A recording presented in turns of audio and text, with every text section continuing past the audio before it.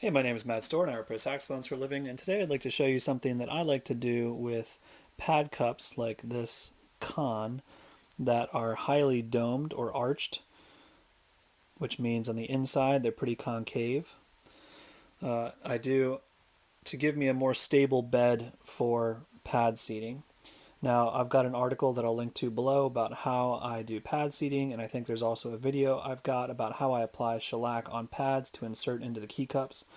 On some saxophones, like cons that have this high arch in the back, also kings that have sort of a pointed key cup, and Selmers as well. Some of them have a fairly sort of deep key cup.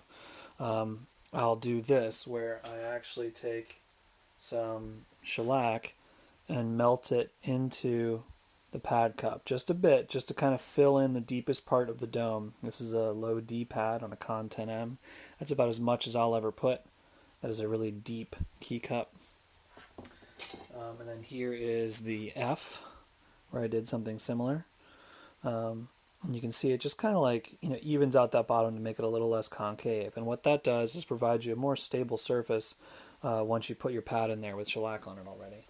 Because otherwise what you can try and do is, like dome the shellac that you put on the pad, but that's really hard because you're melting it on there and naturally it wants to flatten out. So I like to actually have a fairly flat bed of shellac I put on the pad, like seen in my other video linked below. But that means on a very deep pad cup, having a little bit already in there to kind of make that pad cup a bit more flat is pretty helpful.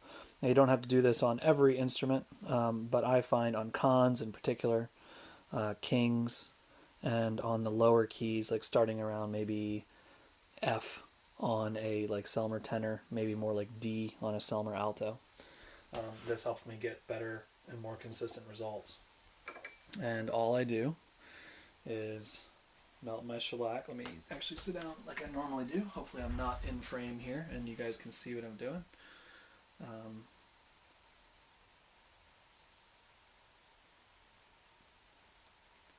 Just melt some shellac into the bottom, kind of like draw a little spiral to get it all where you want it to be. Try and have it be relatively well spaced. And you'll get a feel for how much you want to put in. It's not a ton. And then what I will do is actually, like, let's see, get this to focus a little better.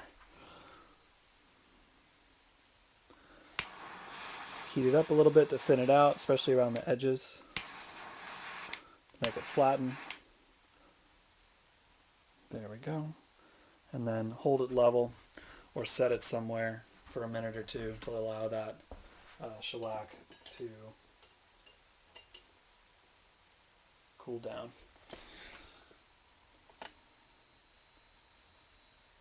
And that's what I do to sort of prep those key cups prior to pad installation. Now watch my other video so you see how I actually put the shellac on the pad and then the two match up, and it'll mean that the pads sit inside the key cup exactly where I want, right? I don't want them to be too far in. I don't want there to be a big air bubble in the middle behind them, because then when I'm trying to seat it, if the pad moves around, it'll just kind of push this air bubble around and won't give me like a stable back. But that's something I do on those pads or on those key cups for those particular horns that helps me get better results, and maybe it'll work for you too. Thanks for watching.